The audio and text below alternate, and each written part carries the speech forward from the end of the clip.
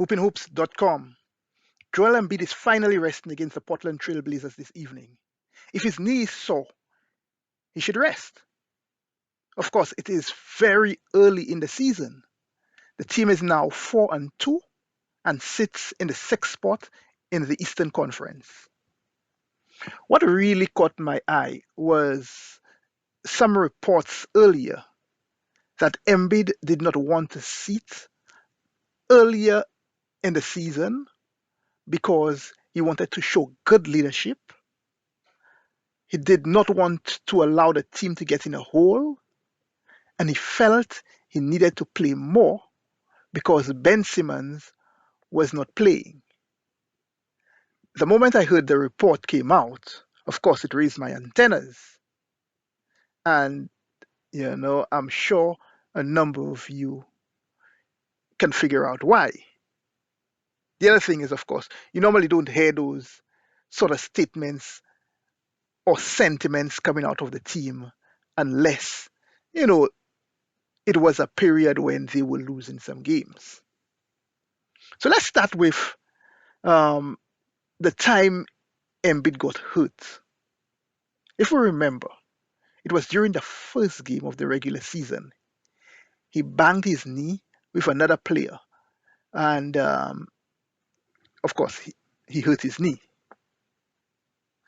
So, if I understand this correct, after game one, the first game of the regular season, instead of Joel Embiid resting his knee, he felt that it would show leadership to play hurt. I'm sure in his mind, somewhere it makes sense. But I believe persons understand that, you know, Joel Embiid could show leadership in multiple different ways, including, supporting his team from the bench. But, you know, it also does not show bad leadership if you rest when you hurt. So, this is why I don't understand what he's really thinking. Plain hurt does not send, a message that you're a bad leader.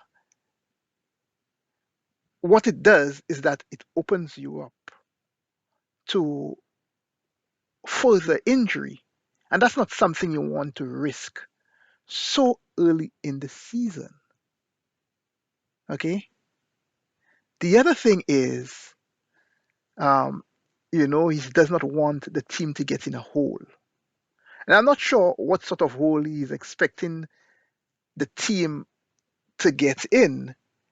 You know, they're just a couple games in.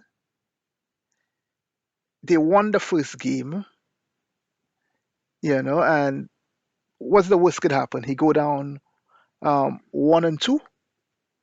I don't know what sort of hole is that. That's the first three games. He remains, another 79 games to go.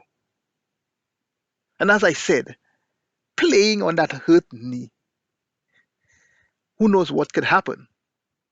I mean, thank goodness, you know, as far as I think, as far as I could see, I believe he did not hurt, get any further injury.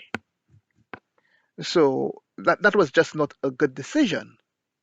And by the way, the two games he decided he's going to play so that they don't lose. Big surprise. They lost the two games. So, of course, that further emphasizes the fallacy of his decision. The third thing was that he felt since Ben Simmons was not playing, he needed to do more. Whether Ben Simmons is playing or not, there is no reason for Embiid to take unnecessary risks. Okay? It is understood that, or I should say, one could, understand if, it's the playoffs or, the end of the regular season, you're fighting for a playoff spot. So you say, okay, I take a little chance My knee feels a little sore, but I'll risk it a little bit. But so early in the season, it's just silly. It's just silly to do something like that. But trying to send a message that you're doing more because Ben Simmons is not playing, I found that a bit laughable. And of course, as I said earlier, you hear those comments surface when the team loses games, and that's exactly when that report came out. It seems like if something goes wrong, well, it's Ben's fault. I hope that's not going to be the theme throughout the rest of this regular season because they've won a couple games, and when they win, you don't hear a peep out of the team. If anything, you hear they're rallying together, good chemistry, all that sort of good stuff. Now, of course, I've said this a million times. I don't agree with Ben Simmons' actions. But persons have to also remember that this situation, is one of the Sixers' own making. Throughout the playoffs, Ben was the one who anchored the defense. He also ran the offense. He was not the primary offensive option in terms of scoring, but persons could understand his importance from a point guard perspective, you know, hitting persons in the right spots and, doing all those, key things that a point guard does in running a team. There's also a reason why he had, you know, 10 plus assists on a regular basis. The one thing he did not do very well was he did not shoot his free throws pretty good. And well, he normally doesn't shoot it pretty good. And he saw a dip in that free throws. And, instead Doc called him aside and says, you know, if you improve your free throws or something, it might be a bit helpful to winning. What Doc decides is that he's going to the media and announce that if Ben Simmons does not make his free throws, he's going to bench him. Now, what sort of a coach does that in the middle of the playoffs? And then you expect his free throws to pick up. You put additional pressure on him instead of showing support, have that sort of private conversation.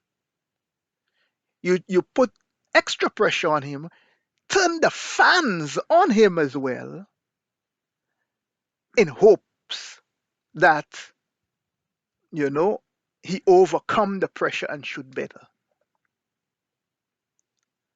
Now, I don't understand how, that sort of attitude makes for a rosy situation afterwards.